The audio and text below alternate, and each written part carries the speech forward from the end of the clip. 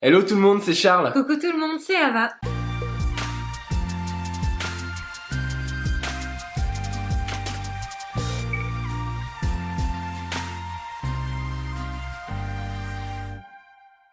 Comment allez-vous aujourd'hui? Nous, on va super bien. Carrément. On est trop heureux aujourd'hui et surtout moi je pense parce qu'on va faire un dessert Comment qui a bercé mon enfance. Ah c'est ouais. vrai que dans ma famille on n'a pas beaucoup pâtissé, mais s'il y avait une chose que ma grand-mère me faisait, c'était la forêt noire. Alors c'est trop cool aujourd'hui de vous la revisiter. Je sais pas si c'est un gâteau que vous aviez l'habitude de manger quand vous étiez enfant, en tout cas moi non. Et celle-là, celle qu'on s'apprête à vous montrer, Elle risque d'être très bonne. là oui, là genre, si je repars en enfance, j'en mange tous les jours. Donc c'est une revisite aujourd'hui de la forêt noire.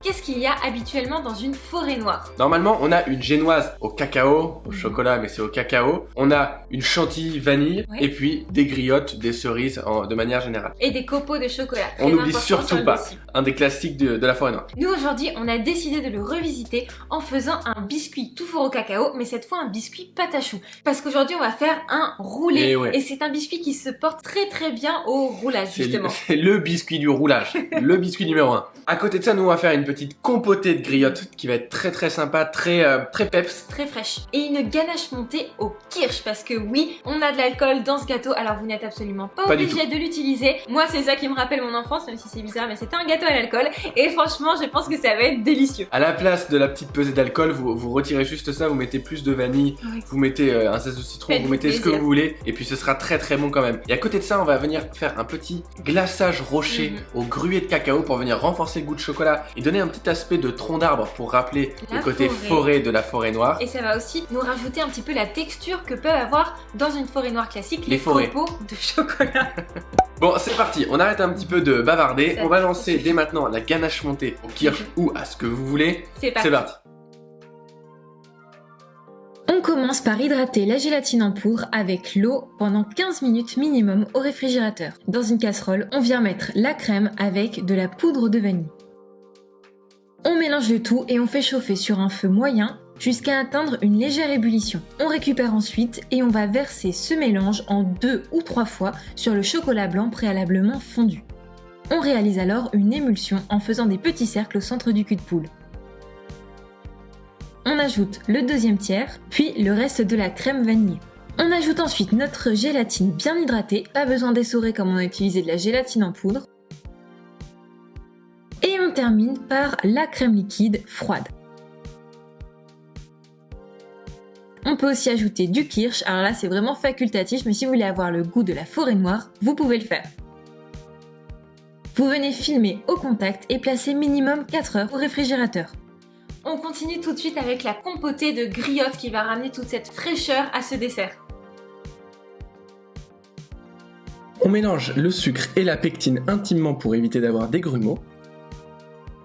Puis on le réserve et dans une casserole on va mettre nos griottes et la purée de griottes. Ici c'est des griottes qui sont surgelées, vous pouvez en prendre des fraîches. On ajoute le jus de citron et on fait chauffer le tout sur feu moyen en écrasant les cerises pour avoir des petits morceaux.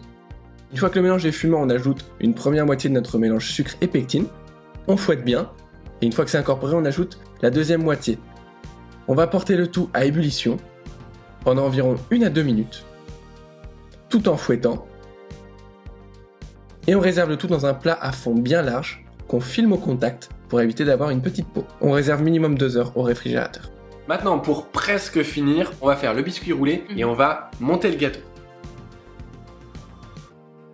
Dans une casserole, on vient mettre le beurre avec l'eau, le lait, le sucre et le sel. On va venir mélanger le tout sur un feu doux. Le but est de porter ce mélange à ébullition, mais attention, il faut que tout le beurre soit fondu avant d'avoir l'ébullition. Ensuite, on retire du feu et on ajoute la farine ainsi que le cacao en poudre en une fois. On mélange le tout à l'aide de notre maryse. On est en train de faire une pâte à choux. Ensuite, on remet le tout sur un feu doux moyen et on va venir dessécher la pâte jusqu'à ce qu'elle ne colle plus aux parois de la casserole pendant environ 1 minute. On vient ensuite récupérer notre pâte à choux et on va venir y incorporer les œufs préalablement battus en plusieurs fois. Vous allez voir, ça va avoir du mal à se mélanger au départ et petit à petit, ça va se lisser. Une fois que c'est lisse, on rajoute un petit peu d'œuf et ainsi de suite jusqu'à obtenir une pâte bien lisse. Vous pouvez le faire soit à la maryse, soit au fouet et vous pouvez aussi utiliser votre robot. Avec la feuille, ça marchera très bien. Donc voilà, là on a notre pâte à choux. On peut ajouter ensuite notre huile. Ici c'est de l'huile de pépins de raisin. On a voulu une huile neutre qui n'apporte pas de goût. Et pour transformer cette pâte à choux en biscuit pâte à choux, on va venir faire une meringue en mélangeant les blancs d'œufs avec la deuxième pesée de sucre semoule.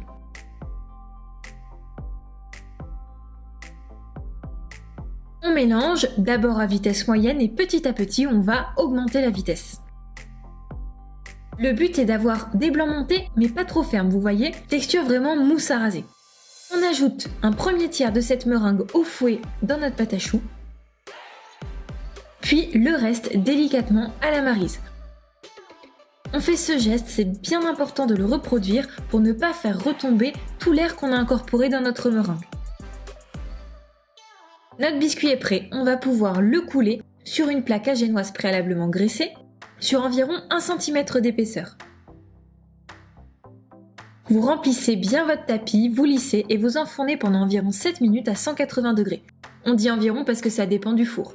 Ensuite, on enlève directement notre tapis à génoise de la plaque et on va la retourner sur une planche à découper pour pouvoir enlever notre tapis à génoise. Une fois que le biscuit est froid, on peut y ajouter notre confit de griotte. On étale bien finement sur environ 1 à 2 mm et on laisse le tout reposer. Pendant ce temps-là, on prend notre appareil à ganache monté et on le met dans le bol du robot. Idéalement, le fouet est froid, le bol du robot est froid également. Et on va fouetter à vitesse moyenne jusqu'à obtenir une texture de ruban. Vous voyez, c'est un peu avant le bec d'oiseau. C'est pas trop monté. Vous voyez, le bec d'oiseau là, il est tombant, il n'est pas encore assez ferme. C'est parfait pour cette recette. On va mettre cette crème dans une poche, pas besoin de mettre de douille. Et on va mettre un cordon tout le long. Regardez bien à peu près comment on fait pour que vous ayez une idée de la quantité. C'est assez peu de crème finalement. Et à l'aide d'une palette, on va étaler pour avoir 2-3 mm d'épaisseur de crème. Une fois que c'est fait, on roule le biscuit dans la longueur sur un papier sulfurisé. Et regardez bien la technique qui permet de serrer le roulé pour avoir un résultat le plus rond possible. On place le tout au congélateur jusqu'à complet durcissement. On va pouvoir continuer avec le glaçage rocher qui va venir enrober notre tronc de cette forêt noire. Et puis derrière, on va pocher, terminer le gâteau et on va pouvoir le déguster. Dans un bol, vous versez le chocolat noir fondu et vous y ajoutez le gruet de cacao. On verse petit à petit l'huile neutre que l'on mélange à la maryse. On fait une émulsion jusqu'à ce que ce soit parfaitement homogène.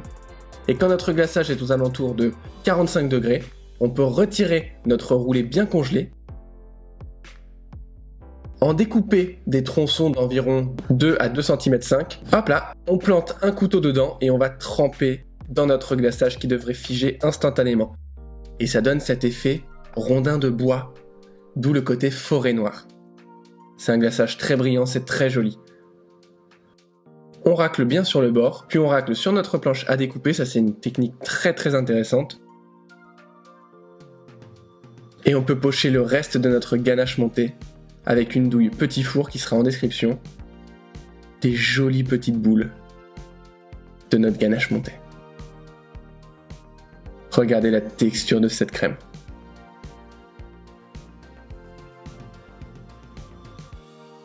Ensuite, on peut saupoudrer de cacao en poudre.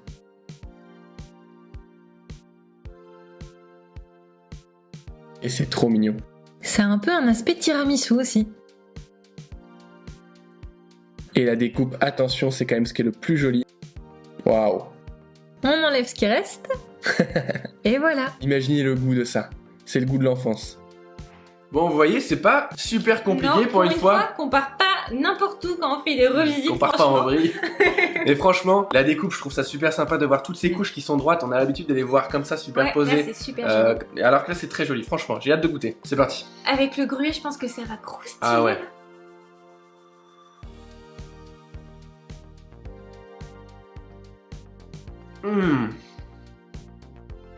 Ça n'a besoin de rien de plus. Très honnêtement, on a goûté ce gâteau. C'est parfait. qu'on a goûté ce gâteau avant de vous le filmer, avant de faire la dégustation là tout de suite. Et ça m'a mis une claque de retour en enfance que je retrouve ici. À chaque bouchée, je vais avoir vraiment ce côté hyper frais, hyper rond, hyper doux. Enfin, je trouve ça délicieux. Alors pour ceux qui se demandent, le kirsch, on le sent un petit peu. Quand même. On a peu dosé parce que le but c'est pas qu'on sente que l'alcool et que ça nous arrache, c'est que ce soit très subtil et ça ajoute quelque chose franchement. Si vous n'êtes pas contre ce principe-là de mettre de l'alcool dans les gâteaux, testez parce que c'est très très bon. Le biscuit roulé, il est hyper moelleux, c'est hyper frais avec la compotée, c'est rond avec l'alcool, je trouve. Enfin, honnêtement, c'est délicieux. Franchement, il y a un équilibre des textures qui est hyper nickel. Refaites ce gâteau à la maison, vous allez vous éclater. Il est pas compliqué à faire en plus. Si vous le refaites, taguez-nous sur Instagram, on sera un plaisir d'aller voir vos photos. C'est toujours cool de voir que vous êtes de plus en plus nombreux à les refaire. N'hésitez pas aussi à aller voir dans la barre de description. La barre d'infos, la description. La barre d'infos va vous mettre les liens vers nos ateliers virtuels pour vraiment aller beaucoup plus loin dans les explications. Là, on est sur une petite vidéo, mais dans nos ateliers virtuels, on vous explique tout de A à Z, que ce soit sur la confection du biscuit roulé comme dans cette forêt noire, ou alors de la ganache montée pour les ateliers virtuels sur les crèmes. On va vraiment voir en détail toutes les crèmes, tous les biscuits, toutes les pâtes de la pâtisserie. Donc n'hésitez pas à aller faire un tour juste en dessous. Sur ce, mettez-nous un petit pouce en l'air avant de partir de cette vidéo s'il vous plaît, ça nous fait toujours extrêmement plaisir. Et puis, abonnez-vous, appuyez sur la petite cloche pour ne louper aucune de nos prochaines recettes parce qu'il y en a beaucoup qui sont prévues là, qui vont être absolument divines. Les revisites, on n'a pas terminé avec Non, pas du tout, pas du tout. Sur ce, on vous embrasse très fort, pâtissez bien. À la prochaine. Ciao. Bye.